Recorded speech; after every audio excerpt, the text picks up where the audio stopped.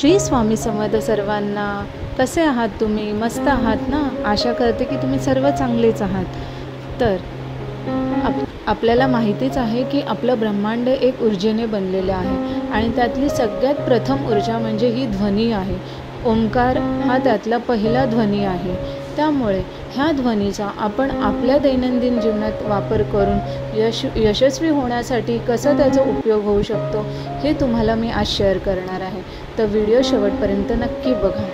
तर याच्यासाठी पहिला तुम्हाला एक गोष्ट समजून घ्यायला लागेल की जेव्हा आपण एखादी गोष्ट बोलतो तर ती बोलताना आपलं मन आणि आपलं बोललेलं जे आहे ते एकाच डिरेक्शनमध्ये असायला पाहिजे।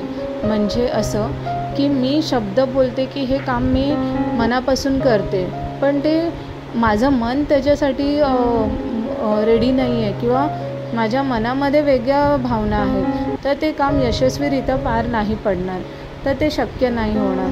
त्यासाठी आपल्याला ही एक क्रिया करायची आहे किंवा ही एक कृती म्हणू शकतो की आपल्याला एखादी गोष्ट समज हवी आहे की मला एवढे पैसे हवेत किंवा मला एवढ्या पैशाची गरज आहे, तर त्यासाठी मला पहिला माझ्या मनाला ती गोष्ट दाखवून द्यायची आहे की मला एवढे पैशाची मिळाले आहेत।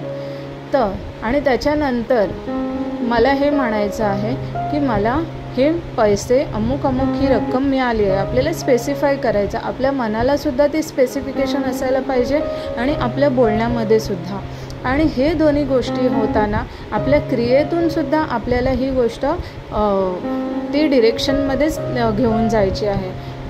त्यासाठी म्हणजे फक्त बोलण्याने किंवा विचार करण्याने काम नाही होणार, आपल्याला त्याच्यासाठी कार्य करायला लागेल। मग ह्या तिन्ही गोष्टी जेव्हा एकत्रितरित्या येतात तेव्हा आपलं ते काम नक्कीच 101% होतं।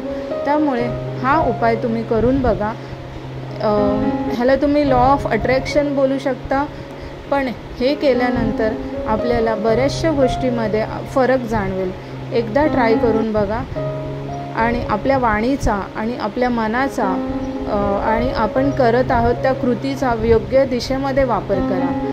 व्हिडिओ आवडला असेल तर लाईक, शेअर, सबस्क्राईब करायला विसरू नका। तोपर्यंत श्री स्वामी समर्थ।